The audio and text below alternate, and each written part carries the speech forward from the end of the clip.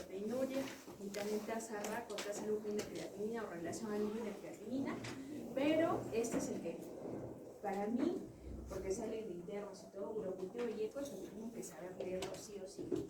Entonces, en el examen general de orina, este es un examen físico-químico. Lo que busca es identificar ciertas sustancias, si se reabsorbe, si se secreta, y si mi paciente tiene un proceso infeccioso. Eso también es vital, es básicamente para el cual lo utilizamos todos los días, ¿no? Es un análisis cuantitativo de eliminación de cualquier componente urinario y tiene su parte de su examen microscópico para ver lo que es el sedimento de orina. Siguiente. En el examen de orina se divide en 3 pasos cruciales. 3 partes nos indica el examen de orina. Uno es mi examen visual, como mi tecnólogo ve la orina, que ya habíamos visto. Vamos a ver color y el olor, ¿no? Y el examen microscópico, que es el que más nos interesa, porque ahí vamos a nosotros como médicos, vamos a catalogar con la clínica del paciente y vamos a poder describir cuántos hematíes, cuántos leucocitos, cuántas células, uratos, amorfos, etcétera, tiene este paciente.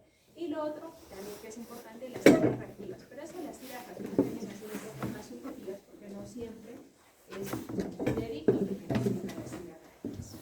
Y bueno, lo vamos a complementar probablemente a este paciente con un examen de orina, probablemente con un urocultivo. Pero específicamente tienen estos 3 pasos los exámenes. Siguiente. Ya, lo que comentaba, lo que es la tira reactiva. ¿Es importante la tira reactiva? Sí. ¿Es muy objetiva? No, es más subjetiva. Las tiras reactivas tienen varias partes. Por ejemplo, nos van a indicar cuánto está el pH del paciente, cuánto está el pH urinario, nos va a indicar, por ejemplo, la presencia de sangre, probablemente nos cuantifique y nos hiperpigmente esta, la densidad de la orina, la presencia de cuerpos cetónicos, sí es importante, nos va a indicar la presencia, por ejemplo, de glucosa, nos va a pintar, pero viene a ser subjetivo, no nos indica específicamente cuánto, ni cómo es, ni en qué patología, en qué valor, no nos indica muy estricto, no nos indica con un valor fidedigno. Entonces, ¿es importante? Sí, se hace en el examen completo de orina, sí, es parte del protocolo del examen de orina. Bien. Bueno, lo que les comentaba, en el examen de orina tenemos varias partes. Uno es el aspecto, cómo lo va a ver macroscópicamente mi tecnólogo médico, qué color va a tener, la densidad de la orina, que lo vamos a comentar, y la osmolaridad de la orina. Y mi análisis químico por tira va a indicar cuánto está el pH, la presencia de proteínas, nos indicará subjetivamente. Si pinta muy intenso, nos indicará 3, 4 cruces se está pintando. Si pinta muy tenue, nos indicará una cruz, etc. Por eso viene a ser muy subjetiva la tira reactiva. Entonces ahí está basado el análisis químico con pH, proteínas, glucosas, cetonas, bilirrubina y los nitritos. Y el examen microscópico, que es el que más nos interesa, porque es el que nosotros como médicos tenemos que describir, nos va a indicar la presencia de hematíes, de proteínas, de leucocitos, de cristales, cilindros, aproximadamente eso, ¿no? Siguiente. El color. ¿El color es importante? Sí. ¿Es fidedigno? No. Es un poco subjetivo. Es subjetivo. Por ejemplo, siguiente. Hay diferentes causas que pueden poner en la coloración de la orina. Por ejemplo, hay ciertos fármacos, por ejemplo, los pacientes que están con tuberculosis, por ejemplo, van a tener el uso crónico de sus medicamentos siquiera por 6 meses, ya sea cualquier tuberculosis, tipo de tuberculosis, el trimmetoprim, sulfamethoxazol, va a ser un color rojizo, casi negro. Por ejemplo, la ingesta de ciertos alimentos, por ejemplo, la remolacha va a pintar un poco más, un color más vino, más o menos en la orina. Por ejemplo, la nitrofuranoína, la fenazopiridina va a ser un color amarillo ámbar, casi naranja, etc. ¿Me interesa mucho a mí? La verdad a mí no, porque es muy subjetivo, no me interesa que se memorice y aprenda, pero sí es importante que nos describa el color, al menos cuando está turbio. Cuando está turbio es importante que nos escriba el tecnólogo médico. Siguiente. Otra cosa que es importante, y yendo en la parte ya más microscópica, es el pH urinario. ¿Cuánto es el pH de la orina? El pH de la orina no es ni ácido ni alcalino. Entonces el pH de la orina oscila aproximadamente entre 4.5 a 8. Entonces eso es importante saber. No es ni pH ácido ni tampoco es el pH alcalino. ¿Es importante? Sí, porque eso nos indica la capacidad de concentración y de reabsorción de mi eliminación de mi hidrógeno y la reabsorción de mi bicarbonato. Entonces es un pH amplio, no así como en la sangre, que lo vamos a ver en gases arteriales. Entonces este es de 4.5 7.5 a 8. Algo que es importante es mi densidad urinaria y mi osmolaridad urinaria. Desde ese momento ya nos indica bastante el riñoncito. La densidad, ¿de qué nos habla la osmolaridad? La capacidad de reabsorber de mis túbulos de las sustancias. Por ejemplo, tiene la capacidad de reabsorber sustancias como los azoados, la urea, iones, como mi bicarbonato, mi sodio, mi potasio. Entonces es la capacidad de cómo concentra mi orina. ¿Cuánto ve mi densidad urinaria? De 1005, 1003 a 1030 tiene que ser mi densidad urinaria. Se dice, por ejemplo, que si la densidad urinaria está más baja es porque está muy concentrada mi orina, mi paciente probablemente esté deshidratado. Si mi densidad está muy incrementada, mi paciente está sobrehidratado. También si mi densidad está baja, por ejemplo menos de 1005, mi paciente tiene probablemente una falla renal crónica, etc. Entonces nos habla la capacidad de concentrar mi orina, la capacidad de reabsorber. Lo mismo la osmolaridad. La osmolaridad también nos indica la capacidad de reabsorber. Pero ¿cuál es la diferencia con mi densidad? Que mi osmolaridad es mucho más específica, reabsorbe mayor cantidad de sustancias comparando a mi densidad que tiende a ser un poco más tenue, más subjetiva, moléculas de mayor tamaño reabsorbe, mientras que mi osmolaridad reabsorbe moléculas más pequeñas. ¿Cuánto es la osmolaridad de la orina? De 50 a 120 de 1200 miliosmoles. Entonces eso es importante, mi capacidad de concentración. Lo mismo, a una osmolaridad baja, probablemente mi paciente se encuentre sobrehidratado, y mi osmolaridad alta, mi paciente esté deshidratado, más concentrada esté mi orina, ¿no? O factores que se caen, no siempre la deshidratación, por ejemplo la diabetes insípida, o por ejemplo el SIHA, en la orina tiene bastante concentración de orina, son pacientes poliúricos, o sea, al menos en la diabetes insípida. Bien. Entonces hasta ahí ya sabemos osmolaridad, densidad y pH de Ahora, en cuanto a lo que son los hematíes, ¿debería haber hematíes en la orina? No, sí. ¿Tú pequeño? ¿Hay o no? No debería de haber hematíes en la orina. Entonces los hematíes tienen un tiempo, un corte. Se dice que aproximadamente debería eliminarse máximo 3 por campo. 3 hematíes por campo. No debería haber hematíes. Otra forma de encontrarlo en el examen de orina no siempre son hematíes, sino también le llaman tébeno. El tébeno también es sinónimo de hematíes, ¿no? El tébeno puede ser en heces, que lo van a encontrar en gastro, tébeno en heces, de sangre oculta en heces, y lo mismo en orina, tébeno en orina. Entonces, en este caso, los hematíes no debería haber la presencia de hematíes. Máximo solamente 3 por campo, ¿ya? Y en la hematuria, lo vamos a tocar porque está dentro de su sílabus, vamos a ver qué tipos de hematurias hay. Bien, ahí, por ejemplo, algo que es importante de la hematuria, pero solo lo resalté aquí, es el porcentaje de crenocitos, ¿no? El porcentaje de crenocitos y acantocitos, que lo vamos a ver más adelante. Pero en este caso, lo que nos interesa, no debería haber hematuria.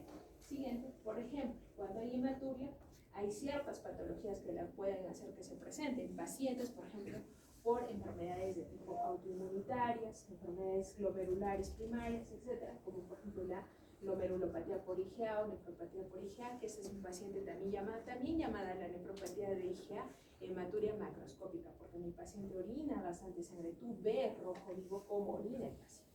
Entonces ahí probablemente tenga. En pacientes, por ejemplo, con púrpura de geno sexual, en la púrpura, que son como petecas, que seguro lo van a ver en hematología, también mi paciente presenta sangrado de la vía urinaria. Entonces, probablemente le pueda tener estas patologías, en las vasculitis, en las endocarditis, etc. Voy a poder verlas. Siguiente. Otras causas que no sean propiamente del riñón, por ejemplo, en pacientes con tumores. Los tumores también es característico, al menos el tumor de Winks, que el paciente presente hematuria.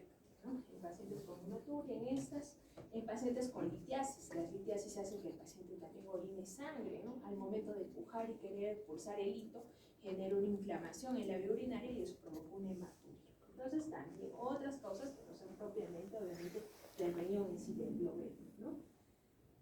Trombosis también de la vena renal, también puede desencadenar las hematurias, pero específicamente no debería haber hematurias, sino tendría que buscar otra causa secundaria a eso. Bien. Las proteínas. Las proteínas. ¿Debería haber proteínas en la orina? ¿No o sí? No, no tiene que haber proteínas, ¿no? Entonces, ¿cuántos debería de haber de proteínas? 0. Pero yo me pongo a pensar, porque siempre, porque dice un valor normal es de 40 a 150 miligramos, es decir, no es netamente tan, si se dan cuenta, tan específico el riñón. Igual, por más que esté tu riñón sano, sí bota una cantidad mínima, pero mínima de proteínas, o sea, sí bota, o sea, no reabsorbe el 100%, como dice la teoría, no reabsorbe porque al final tiene un valor, ¿no? Su corte 150.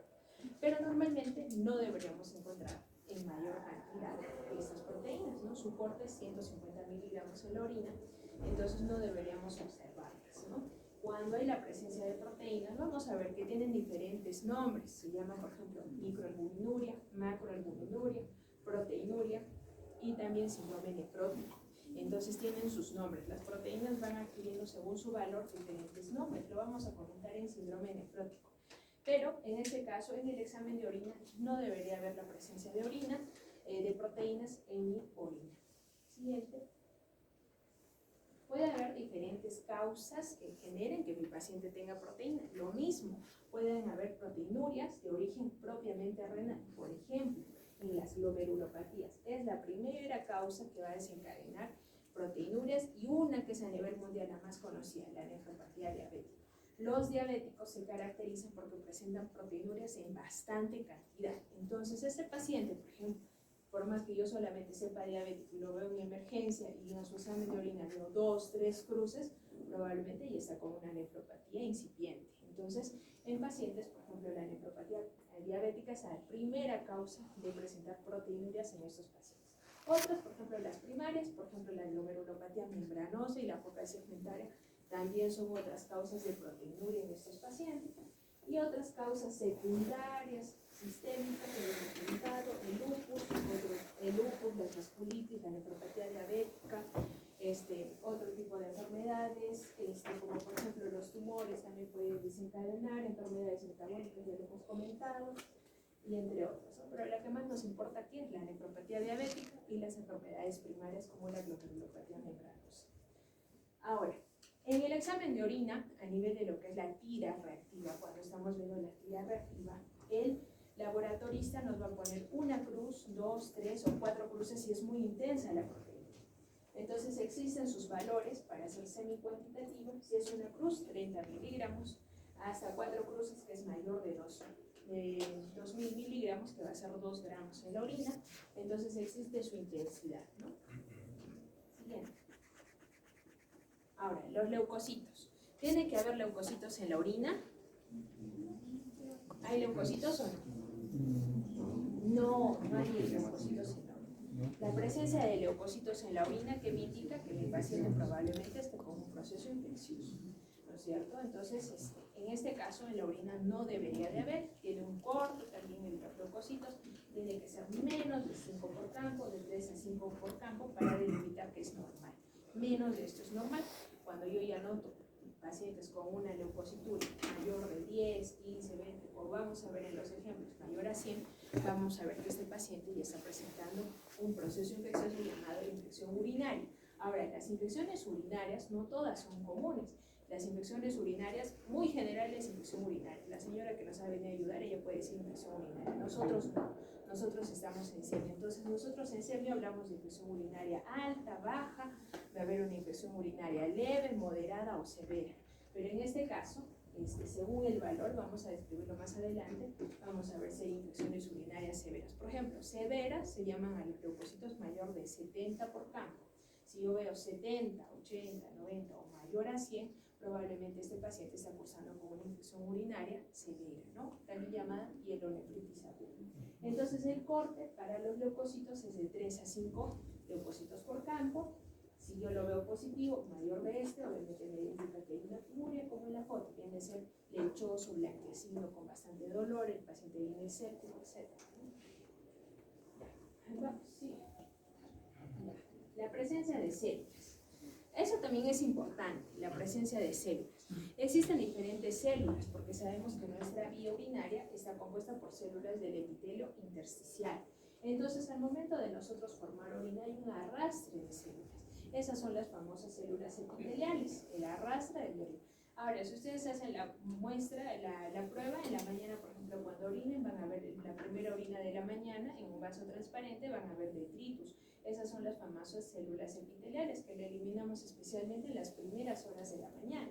Entonces es un arrastre normal de epitelio. Como lo mismo pasa con la piel, normalmente nosotros nos vamos descamando cada 2-3 días. Lo mismo pasa con la vía urinaria. Entonces son células normalmente que debería haber en mi orina. Entonces, están compuestas por un epitelio plano, puede haber un epitelio de transición o puede haber un epitelio tubular.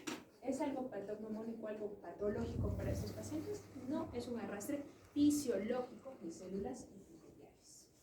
Ya, vamos. Los cilindros. Los cilindros son estructuras también delgadas y los cilindros sí, hay diferentes tipos de cilindros, eso sí nos va a indicar. ¿Por qué se forman como un cilindro? Porque, a ver, por los túbulos. Entonces, van a adquirir la forma de cilindro porque van a adquirir la forma de los túbulos. Hasta mi túbulo contornado, mi túbulo colector es un túbulo, ¿no?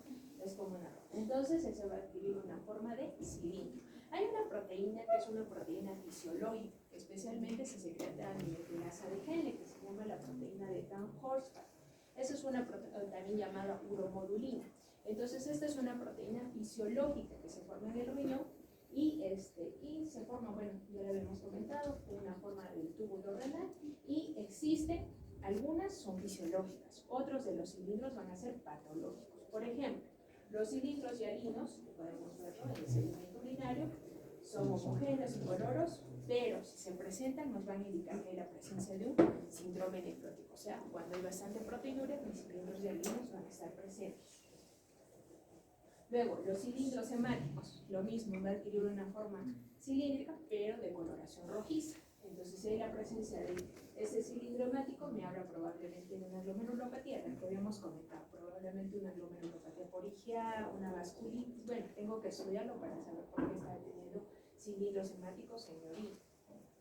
Los cilindros leucocitarios, es sencillo, solamente hay que ver la presencia de un proceso infeccioso, ¿no es cierto? Entonces, hay un proceso infeccioso, por ejemplo, una inflamación en mi vía urinaria, van a estar presentes estos son los leucocitarios. Los cilindros granulosos también aparecen, pero los únicos que son fisiológicos tienen que ser estos cilindros. Los cilindros granulosos tienen una forma también cilíndrica, como su nombre tiene, y tiene bastantes puntos redondos dentro de ellos. Esos son los famosos cilindros granulosos que son fisiológicos. No nos indican ninguna patología. Los cilindros serios ya nos hablan de alguna enfermedad renal crónica, algo que ya está cronificando mi función renal, y los cilindros epiteliales que nos pueden hablar de un proceso de una inflamación aguda, o sea, de una injuria renal aguda. Siguiente, los cristales. Los cristales, estos ya no tienden a ser tan frecuentes, no siempre lo vamos a ver los cristales. Vamos a ver, por ejemplo, en pacientes que tienden a hacer litiasis con frecuencia. Los pacientes que tienden a tener cálculos, litos, con frecuencia van a formar estas células llamadas cristales. ¿Qué pasa? ¿Qué son los cristales? Es a mayor concentración de mi orina, porque justo en los pacientes que no se hidratan mucho, etc., tienden a tener la orina más concentrada, ¿no? Más amarilla oscura, más cargada. Entonces, al tener detritus la orina, en el momento de la vía urinaria, estos detritus se van acumulando, se van formando las células, y estas células son las famosas cristales, que con el tiempo, si estos cristales se siguen acumulando, van a formar un cálculo y un lito, y esa es la famosa litiasis renal, por una mayor concentración de la orina. Entonces, estas células sí tienden a ser patológicas, si las vemos, los cristales. Existen diferentes tipos de cristales. El más frecuente en el medio a nivel mundial realmente es el oxalato de calcio, y son los cálculos más frecuentes, el de oxalato de calcio. Entonces, el de oxalato de calcio tiene que ser el más frecuente. Después tenemos, por ejemplo, por el ácido úrico, personas que quieren o ingieren bastante cantidad de carne roja, van a formar también cristales de ácido úrico. Otro, cristales de fosfato, porque también la orina reabsorbe, estamos viendo que reabsorbe bicarbonato, iones, sodio, calcio, de ahí forma estos cristales de oxalato de calcio y también de fosfato, o a veces mixto. Por ejemplo, he visto a pacientes que han tenido litiasis y se hacen su estudio, porque cuando le sacan el cálculo se ve la piedra, realmente es una piedra que se ve, y se hacen mandar a hacer el estudio en UNSAC, en físico-químico, y sale mixto calcio, fosfato y otros iones, y yo digo, ¿cómo hasta eso forma? Realmente es tan interesante la función del riñón porque tú ves todos los metales que describe, hasta aluminio. O sea, es interesante cómo forma el riñón la orina, o sea, es netamente iónico, ¿no? Entonces, también los cristales de fosfato son otra patología, tienden a ser patología. Y los cristales de cistina que tienden a ser los menos frecuentes, por ejemplo, se ven en personas que tienen algún tipo de alteración de tipo genética, que no eliminan la cistina con frecuencia y tienen otras enfermedades como las cistinurias y van a tender a formar cristales de cistina. Bueno, pero en este caso el que más me importa es el oxalato de calcio, el ácido úrico. Ya, ahora, vamos a ver un ejemplo. En este paciente, por ejemplo, en esta lectura, vamos a ver, el color nos dice, no, es un amarillo pálido, un amarillo ámbar, que es normalmente cómo está mi orina, amarillo ámbar, entonces está amarillo. El olor es inodoro, ya, muy bien, hasta ahí en la parte macroscópica que ve mi tecnólogo médico, hasta ahí me ha descrito solamente la parte macroscópica junto con mi volumen. Por ejemplo, en este caso me está poniendo de 750 a 200 mililitros que me ha traído el paciente, o sea, a 2000 mililitros, mejor dicho, o sea, casi 2 litros, ¿no? Bien, ahora, en cuanto a lo que es el pH habíamos comentado, el pH tiene que ser de 4.5 a 8, mi densidad urinaria de 1005 a 1030, o en este caso de 1003 a 1032 le he puesto, pero por ahí tiene que ser máximo a 1030 o 1035. Luego, mi osmolaridad urinaria, que lo habíamos comentado, de 50, en este caso su primer ejemplo está de 40 a 30. La presencia de urobilinógeno. ¿Tendría que haber urobilinógeno en la orina? ¿Sí o no? ¿De dónde se forma el urobilinógeno? Eso, de la vía hepática, del sistema de la vía hepática. Entonces, esto tendría que ser negativo, porque no se tendría que ver. Ya hemos dicho, los pigmentos se reabsorben a nivel de mi túbulo proximal. Entonces, no tiene que haber eliminación de urobilinógeno, ni de bilirrubina, etc. A no ser que sea demasiada cantidad. Por ejemplo, los pacientes hepatópatas, que son pacientes cirróticos, histéricos, que tienen demasiada cantidad y el riñón colapsa y no puede reabsorber, entonces mi paciente puede eliminar bilirrubina o urobilinógeno a nivel de la orina, pero normalmente no debería haber. Ahora, glóbulos blancos, hemos dicho un corte, el corte tiene que ser hasta, ¿cuántos de glóbulos blancos? 5, hasta 5. Después, vamos a ir con esto, vamos a saltar. ¿Las proteínas tienen que haber? No, 0 proteínas. Bilirrubina también tiene que haber 0. Luego tenemos cetonas. ¿Qué son las cetonas? ¿Ah? Bueno. Degradación de residuos de la degradación de lípidos. Ya, viene del metabolismo de lo que es el beta-hidroxibutirato, ¿no es cierto? En pacientes, por ejemplo, con diabetes mellitus, donde hay una degradación de estos ácidos de los cuerpos cetónicos, pero también no solo en diabéticos, por ejemplo, en pacientes con ayuno prolongado, donde hay una degradación a nivel de la grasa. Entonces, vamos a ver la presencia de cetonas, pero eso en pacientes en inanición, malnutrición, que están tiempo prolongado en hospitalización, etcétera, probablemente, si es un paciente malnutrido, sin buena alimentación, deshidratado, etcétera, podemos ver cetonas, pero normalmente no debería haber cuerpos cetónicos en la orina. Ahora, vamos a saltarnos. Sangre, ¿debe haber? No, ya habíamos dicho cuánto es el corte, 3 por campo, no debería de haber, o ninguno, por ejemplo, en este ejemplo, no pone ninguno. Glucosa, ¿debería de haber? Nada, glucosa ni proteínas. Ahora, les pongo acá resaltado estos 3. ¿Por qué? Para ver yo, mi paciente que tengo una infección urinaria o mi paciente que curse con una infección urinaria, tengo que ver estos 3 parámetros. Uno, la presencia de glóbulos blancos, o sea, mis leucocitos. Tengo que ver cuánto están mis leucocitos. Y otro, mi esterasa leucocitaria. ¿Qué es la esterasa leucocitaria? ¿Alguien sabe qué es la esterasa leucocitaria? Javi, ¿qué es la esterasa leucocitaria? Es una justamente que hace presencia del metabolismo de la bacteria. Ya, es una enzima que forma a nivel de las paredes, no paredes, ¿no? Es la enzima que forman las bacterias. Esa es la esterasa leucocitaria. O sea, si hay la presencia de bacterias, va a formar esta enzima que se llama la esterasa leucocitaria. O sea, ¿qué quiere decir en otras palabras? Si yo tengo leucocitos, o sea, glóbulos blancos positivos, mi paciente está cursando, en mi bacteria la voy a tener positiva. Por ende, mi esterasa leucocitaria va a estar positiva. Me va a decir positivo o una cruz. Y algo que también es importante es la presencia de los nitritos o nitratos. ¿Qué son los nitritos? ¿Han hecho microbiología? ¿Qué son los nitritos? Esos son productos de desecho de las bacterias.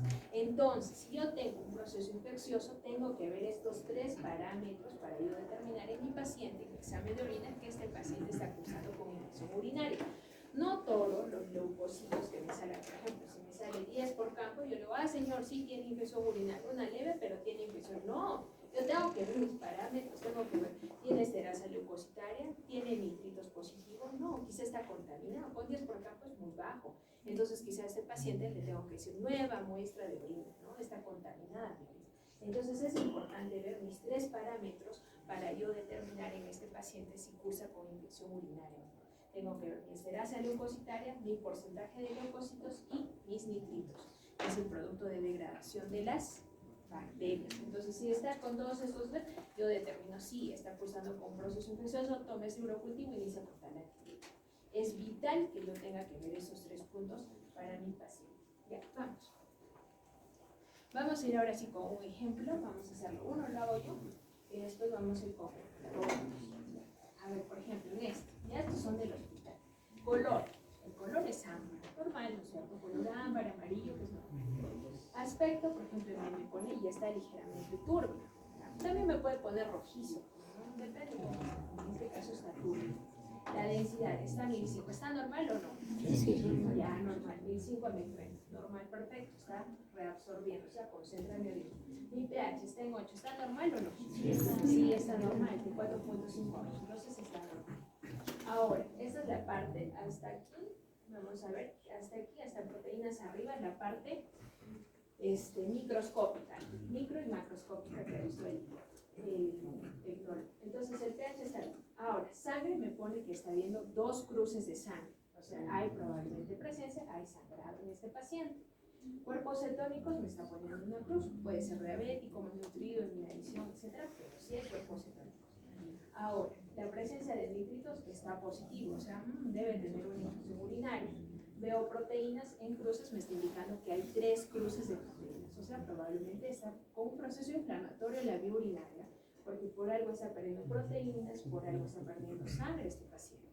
Ya, ahora vamos a ir a la parte micro que nos va a orientar. Entonces, leucocitos, ¿cuánto me está indicando? Mayor de 100 por campo, es decir, este paciente está cursando con un proceso de una infección urinaria probablemente severa, mayor a 70, severa, una infección urinaria severa, mayor a 100 por campo, y ahí están los hematitis. Acá en la parte microscópica me ve al microscopio por campo, ¿cuántos ve por campo? Dice que por campo está viendo de 12 a 15 hematitis por campo. O sea, me corrobora lo que ve en la parte macroscópica. Entonces sí está teniendo pérdida de hematitis. Células epiteliales, que ya lo hemos dicho, es normal, es fisiológico, hay un porcentaje escaso, es normal, eso no me llama la atención. Y bacterias tiene 2 cruces. Si no está la esterasa leucocitaria, está como bacterias. En este caso, en este examen de orina, me dice bacterias 2 cruces. Entonces, yo determino, tengo leucocitos, tengo bacterias, tengo nitritos, este paciente tiene una infección urinaria severa. Entonces, ¿cuál sería mi siguiente paso? Probablemente pediría un urocultivo. Ahora, pero doctora, ¿por qué está perdiendo sangre y proteínas? Siempre que hay un proceso inflamatorio a nivel de la vía urinaria, puede haber pérdida ligera de proteínas, porque no se está reabsorbiendo, está perdiendo una infección urinaria severa, las bacterias han multiplicado, probablemente han ascendido, están cruzando con una pielonefritis, etc. Entonces probablemente no lo tomo tan fidedigno. Ahora, si el control termina su 7º día, 10º día de antibiótico, y yo sigo viendo que este paciente persiste con la proteinura y la hematuria, obviamente si yo empiezo el estudio, una proteinura de 24 horas, un porcentaje de crenocitos, etc. Pero en este momento, ahorita no lo determinaría, no diría que tan, probablemente solamente un proceso inflamatorio de la vía urinaria, ¿no? Entonces, este paciente, ¿qué es? Es una infección urinaria complicada, una infección urinaria alta, una infección urinaria severa, y también, bueno, aparte de eso, que me orienta cetonas, también este paciente probablemente está en inanición, está malnutrido, sabríamos algo más, ¿no? Clínicamente quizá nos orientamos, pero solamente con el examen de orina ya estamos viendo bastante, ¿no? Vamos, el siguiente. Ya, vamos, a ver, este más, ya, este es similar, vamos a mirar a ver si más cómico. Este Este es un examen de orina, también color es amarillo, también están viendo ligeramente turbio. El pH está en 7, el anterior estaba en 8. ¿Está normal? Sí, normal. Está normal. La densidad en este caso está en 1030. ¿Está normal? Sí, normal, está en 1030. Las células epiteliales, en este caso, ahora, la descripción del examen de orina varía cada laboratorio, como está en orden, al menos los de particular viene bien ordenadito. En el hospital, muy general. Ya. Células epiteliales, por ejemplo, en este caso lo pone arriba, en regular cantidad, eso es normal. Los leucocitos, ya nos está orientando que está más de 100 por campo. Ahí en aquí es un 90, 100 por campo. Ese sí me llama la atención, porque el anterior solamente decía de 12 a 15 por campo. Ahí sí esperaría que sea un proceso inflamatorio. Pero este paciente tiene bastante hematuria, de 90 a más de 100 por campo. O sea, rojo vivo, mi paciente está orinando. Y también tiene un proceso infeccioso. Bacterias, los cruces, estoy confirmando que mi paciente tiene una infección urinaria.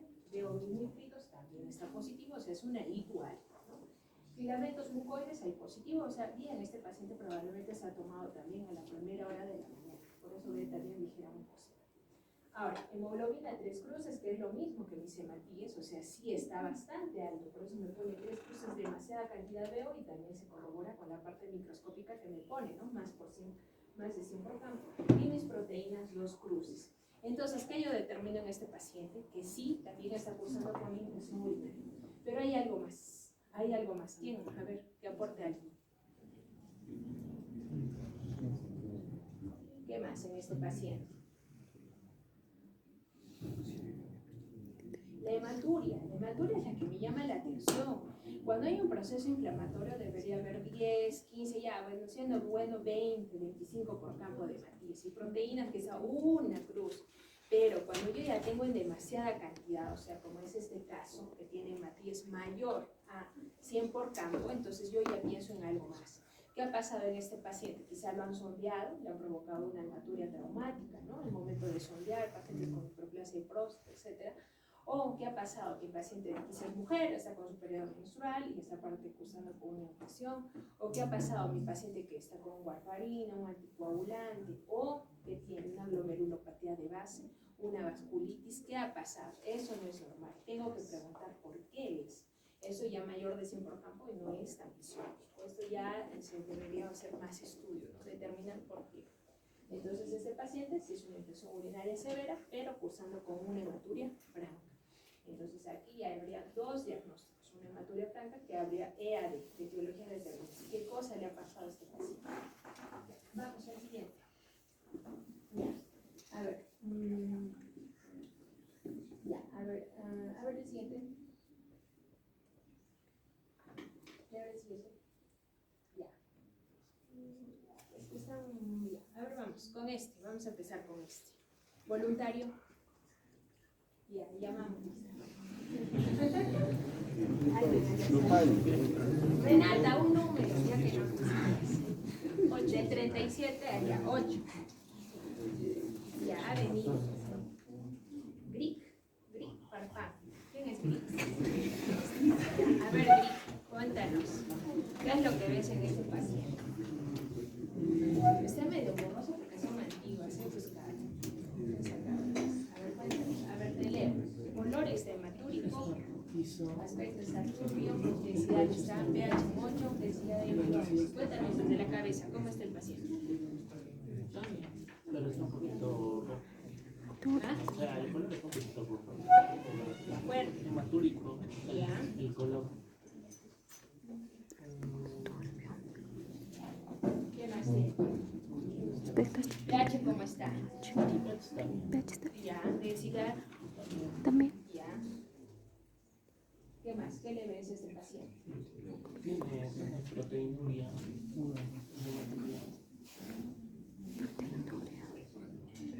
Ya, diagnóstico.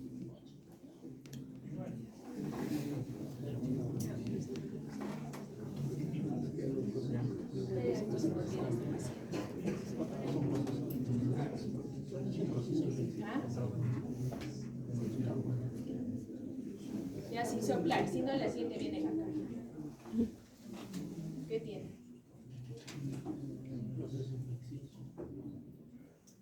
Está fácil. Ya está todo simple. Yo tengo otros que sí son, la siente entre otros. Yo tengo así medio alterados, que tienen varias cositas. ¿Ya terminas? No. A ver, cuéntanos, ¿qué ves? Puede ser una infección urinaria alta porque Ya. hay presencia de hematuria, pero también hay presencia de leucocitos, que está superior a 100. Y Ya. aparte de ello, su TBL es también mayor, es 3. Ya. Alto. Entonces, este paciente también es un paciente con un proceso infeccioso, una ITU alta, ¿no es cierto? Como ya lo dijo, y también tiene la presencia de hematíes, ¿no? Bien hematúrico, mayor de 80. Y algo que también es interesante es que tiene proteínas 2 cruces, entonces también está teniendo proteínas. Siempre en estos pacientes que tengan proteína y hematuria en un valor más o menos moderado a alto, hay que ampliarles el estudio. Que pase el proceso infeccioso, al momento de darle obviamente alta o a su control del 7º, 10º día, yo voy a ver su examen de orina de control, ¿no? Para decir está respondiendo, etcétera. Pero si persiste esta proteinuria y esta hematuria, sí hay que ampliar el estudio. Entonces, esta es una infección urinaria alta, pero con una hematuria y proteinuria concomitante, ¿no? A ver, la anterior, Javi. Ya, esta está facilita. Y a ver otro, ¿quién? Ya vamos a ir con el 20. Jeremy Mesa. Jeremy Mesa. ¿Qué es? Ya vamos.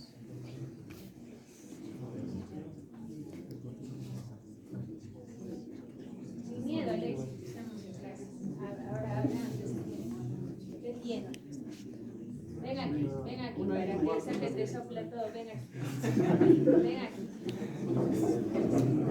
Si es ahora, es no, eso es toda la vida, ya nos lo van a leer con toda la vida. Si no lo haces ahora, ya olvídate de intensidad, ya que es el paciente. el pH está elevado, acidemia, Ya que es el paciente. ¿Está bien todo? ¿Cuál de No, esa hay un momento en leucocitos. Ya que es. Puede ser una incubante, pero Ya, una no leve. Esta mayor a 100 por K. Leve se determina leve cuando es una leucocitos hasta 25 a 30. De 30 a 70 yo digo que es moderada y más de 70 yo digo que es una complicada, igual, etcétera, que ya lo veremos eso en ictus. No sé si en esto, creo que sí. Entonces ahí lo veremos en ictus. Entonces en leucocitos mayor a 100, en este caso es una ITU alta. ¿Qué más en este paciente? La hematuria, propiamente probablemente del proceso infeccioso, ¿no es cierto?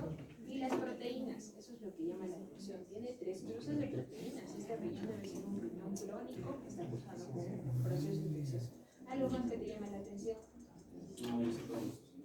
¿Ya qué más? el pH 9, El pH está en 9. El pH está en 9 y la presencia de cuerpos cercanos. Ya, ¿algo más? A ver, uno más. A ver, uno más. El anterior. ¿Es esto? Ya, creo que es eso, ¿no? Para ese, para ver, por ejemplo, en este tiene un color amarillo, amarillo oscuro, que es normal. Aspecto está ligeramente turbio. Veo mi pH está en 5, está normal mi pH, la densidad en 30, o sea, reabsorbe, con nada. Aquí me llama la atención en sí las proteínas. Así cursi con un proceso infeccioso, no tendrás que eliminar tanta cantidad de proteínas. Y para hacerlo específico, luego en la siguiente clase vamos a hablar de proteinuria de 24 horas. Pero en este caso acá tiene proteínas 4 cruces, son datos subjetivos, pero tienen bastante cantidad, entonces debe tener algún trastorno de tipo crónico. Sangre, acá tengo 3 cruces, también hay presencia bastante cantidad de sangre. Leucocitos mayor a 100, ya nos está hablando de una ITU alta probablemente. Y mis piocitos, en este caso no, debe a 4 o 5 por campo. Entonces, este es un proceso infeccioso, sus bacterias aquí presentes, o sea, es una infección urinaria alta, pero aparte de eso, este paciente está cursando con proteinuria. Entonces, mi siguiente examen a pedir en este paciente, después de que tiene su proceso infeccioso, siempre va a ser la proteinuria. Una cosa, cuando un paciente cursa con una infección urinaria, jamás en la vida se le pide otro examen con una proteinuria, porcentaje de glucositos, acatocitos. No, que pase su proceso infeccioso y recién se pide el siguiente examen a estudiar. ¿Por qué? Porque nos da falsos valores, ¿no? Falsos positivos o falsos negativos, y jamás se tomen en cuenta. Eso es ¿qué se diría? Ley de control.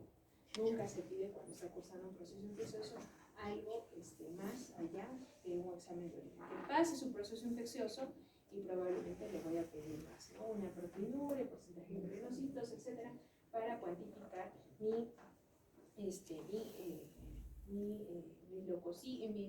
mis proteínas o mis hemáticas. Ya. Ahora vamos al siguiente. Ya, vamos a terminar con urocultivo todavía. Urocultivo.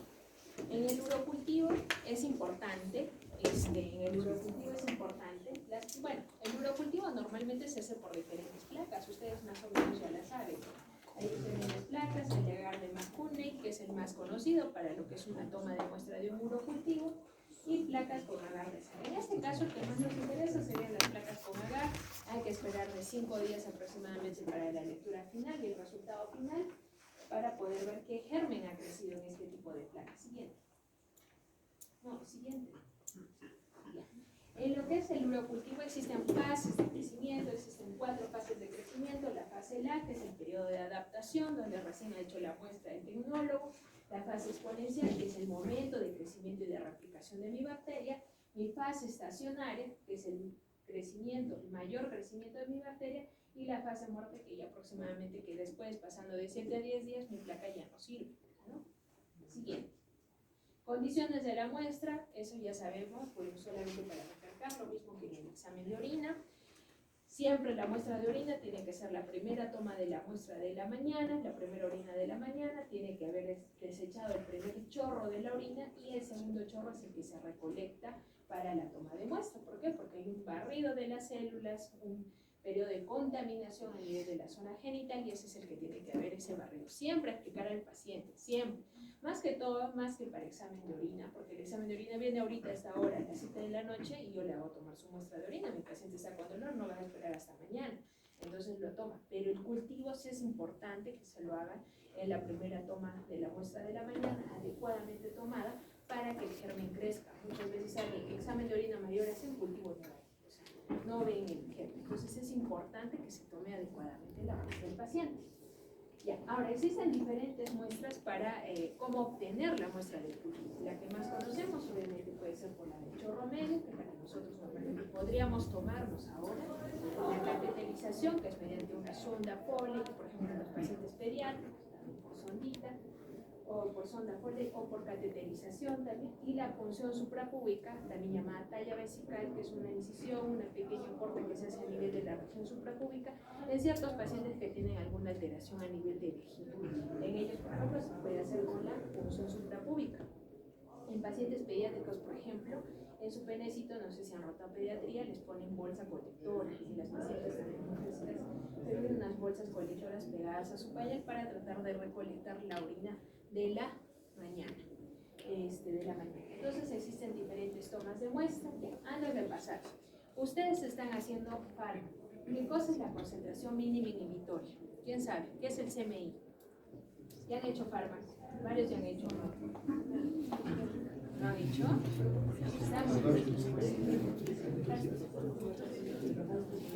Bueno, sigue entonces. ¿Qué es la concentración mínima inhibitoria? La concentración, para cultivos netamente concentración mínima inhibitoria. ¿Qué es la concentración mínima inhibitoria? Es la menor cantidad de un antibiótico que yo voy a apuntar para provocar la lisis o la muerte de mi bacteria. Entonces acá, por ejemplo, es la menor concentración de cualquier dilución de antibiótico que provoca la inhibición o el crecimiento, es decir, que provoca la muerte de mi bacteria. O sea, a menor concentración de antibiótico que provoca. No le puedo dar, es lógico, no le puedo dar demasiada cantidad de un antibiótico para que pruebe o haga resistencia. Tengo que dar una menor concentración, por ejemplo, un antibiótico que tome 1 o 2 veces al día, que para el paciente sea fácil de tomar y que provoque la lisis en su segundo día y el paciente se sienta bien, mejor y complete sus días de antibiótico. Entonces, eso es una concentración mínima inhibitoria. Según a eso, yo en mi urocultivo voy a decidir qué antibiótico voy a dar a mi paciente. Entonces, sigamos. Eso vamos a pasar. Por ejemplo, en ese ejemplo que les estoy poniendo, vamos a ver. Por ejemplo, esta es una toma de muestra de un urocultivo, ¿cierto? Es un urocultivo. La siguiente les voy a poner algunas cosas es más unidad formadora de colonias, pero bueno, en esta, por ejemplo, es la muestra un urocultivo, ¿no es cierto? Y de acá me está saliendo la toma de muestra. Javi, por favor, el siguiente mejor. Ya, en este es del hospital. Por ejemplo, esta es una muestra, el examen es un urocultivo. La muestra, obviamente, es una muestra de orina. El resultado me sale positivo. Para yo decir que sea positivo cuando es en una orina de chorro medio, tiene que ser mayor a 100.000 unidades formadoras de colonia, también llamado 10 a las 5 unidades formadoras de colonias, para yo decir que es positivo en ese paciente. Entonces, este paciente tiene un recuento de colonias, sí positivo, mayor de 10 a las 5. ¿Tiene leucocitos? Sí, tiene mayor a 100 por campo. En esta parte, siempre el urocultivo va a ser como un grosso resumen de lo que es un examen de orina. Entonces, si yo veo acá mis leucocitos, tienen mayor a 100 por campo. Entonces, sí, es una impresión de número. Hematías tiene, sí, de 10 a 12 por campo. Entonces, sí hay hematuria. ¿Tiene gérmenes? Sí, tiene 2 cruces. O bacterias, tiene 2 cruces. Coloración de Gram. En este caso, ¿qué es la coloración de Gram? ¿Qué nos habla la coloración de Gram? ¿Qué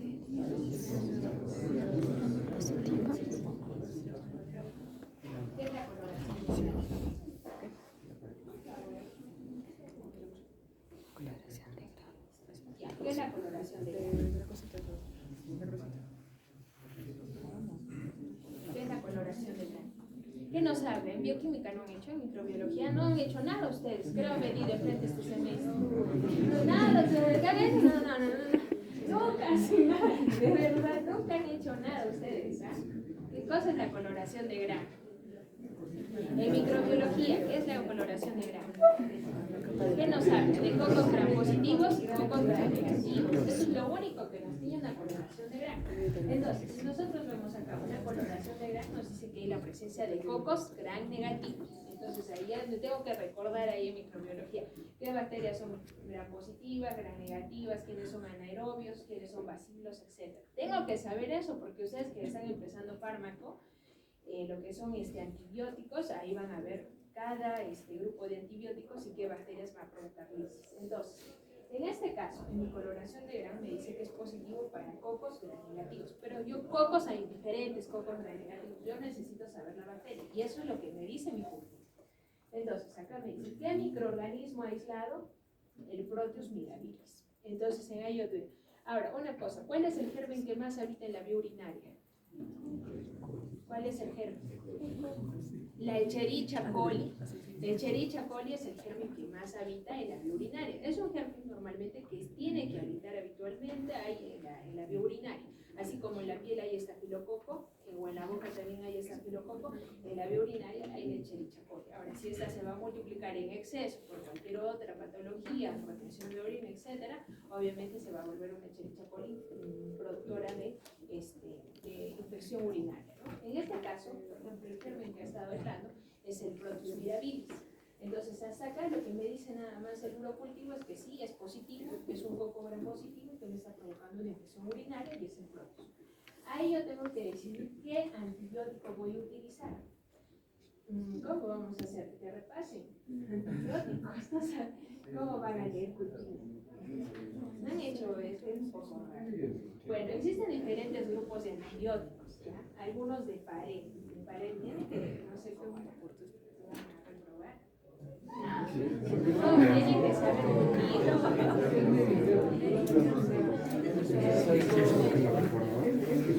La siguiente hay que dividirla en grupos, cada uno que hable un grupo de un antibiótico que sea una horita. ¿Cómo van a hacer? O sea, nada, o sea... Sí, en la regla de fármaco,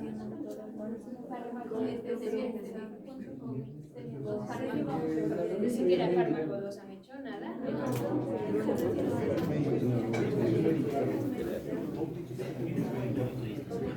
Comentaremos. Entonces, en los antibióticos existen diferentes tipos de antibióticos. Existen algunos llamados los antibióticos de pared. Por ejemplo, ¿quiénes son los de pared? Las penicilinas, ¿ya? Las amoxicilinas. Por ejemplo, en este caso, vamos a ver, por ejemplo, si es sensible o no es sensible. A ver dónde está. Por ejemplo, acá está la amoxicilina y el ácido clavulámico. Eso es un antibiótico de pared celular. Entonces, como es de pared celular, yo veo que es sensible. Pero para yo indicar el antibiótico que deseo utilizar en este paciente, tiene que tener un CMI o una concentración mínima inhibitoria de 1 o menos de 1. Es decir, puede ser 0.5, 0.25 o 1. Ese antibiótico que tiene esa concentración es la idónea para yo utilizar. Por ejemplo, en este caso, por ejemplo, voy a empezar por la amoxicilina y el cloro. Dice este que es sensible a mi germen, pero ¿con cuánto?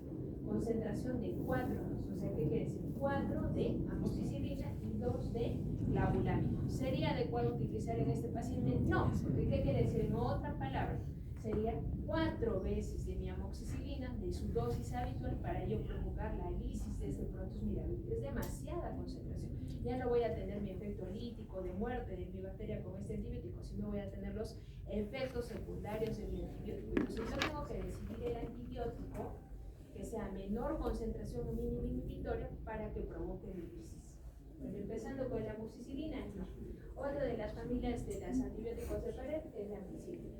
Por ejemplo, en este caso ya me dice que es resistente. Miro yo mi concentración de resistencia, 16, o sea, es bien resistente. No le puedo dar extenso. Igual ya me está dando como una ayuda, ¿no? Un plagio. Me dice que es resistente, no le voy a dar.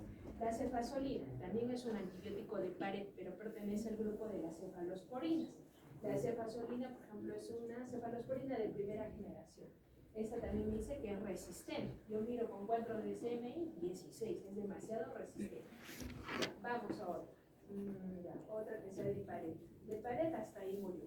Vamos a ir a otro. Hay otro grupo de antibióticos que se llaman los aminoglucósidos. Por ejemplo, en este caso tengo la gentamicina. La gentamicina me dice que es sensible. Yo miro con 4 de CMI, con 2. Puede ser, sí, poder utilizar en este paciente, pero tendría que darle la doble dosis de gentamicina. Yo como he estudiado fármacos sé que la gentamicina con alta dosis viene a ser neprotóxica. Entonces no puedo utilizar gentamicina, menos a doble dosis. Ya no le voy a estar tratando la ira, no va a estar la infección urinaria, lo voy a llevar más bien a una infuria renal aguda, una falla renal. ¿Dónde está mi grupo? En la falla renal aguda. ¿De qué tipo? ¿Qué tipo? Eso, por ira renal o parenquimatosa. Entonces, sé que no puedo utilizar este antibiótico. Es sensible, sí, pero no lo podré utilizar. Bueno, entonces, hasta ahí está. La nitrofurantoína, también llamada macrodantina, que es lo que habitualmente le dan a todos. Ese antibiótico es la que actúa. ¿Esto es, Estela? ¿Te acuerdas? ¿A qué subunidad? Ya.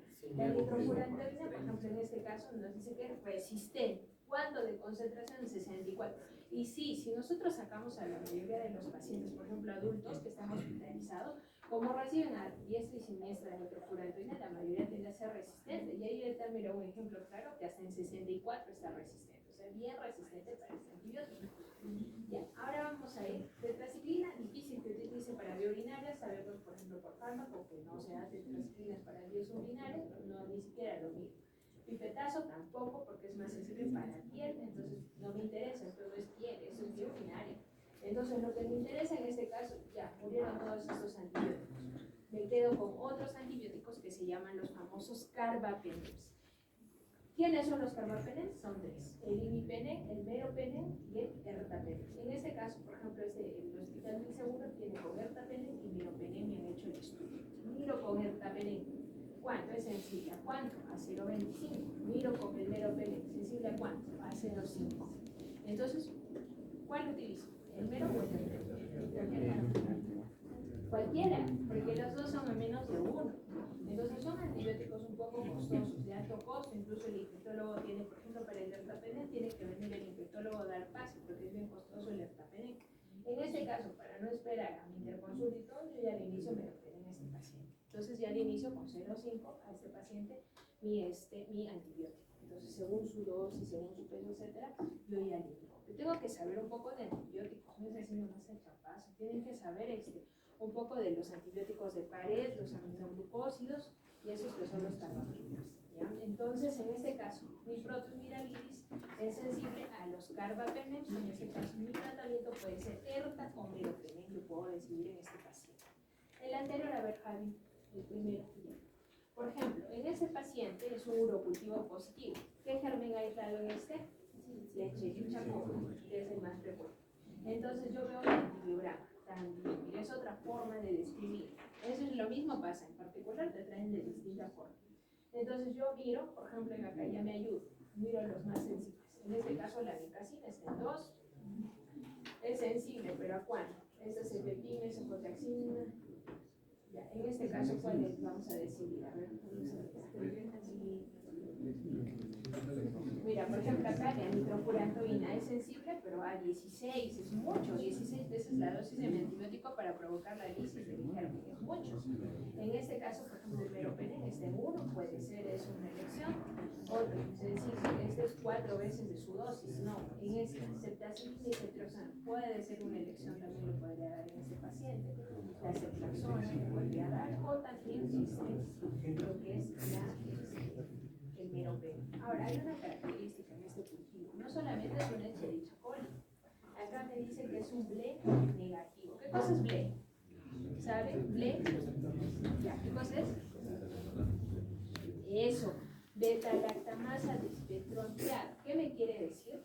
Que esta bacteria, cuando me dice BLE positivo, me quiere decir en el urocultivo que esta bacteria es casi resistente a todos mis antibióticos de pared. Por eso yo tengo que saber qué antibióticos son de pared, en este caso, por ejemplo, amoxicilina, penicilinas, cefalosporinas de primera, segunda, tercera y cuarta generación, casi son resistentes estos gérmenes, entonces son más sensibles a los carbapenems, que son antibióticos más resistentes. Entonces, en este caso, nos orienta. En este caso, por ejemplo, es un Escherichia coli y nos dice que es un, donde está BLE negativo, o sea, es sensible. Podemos darle, por eso también es sensible a la ceftriaxona, que tiene una concentración de 1 y también nos dice que es sensible.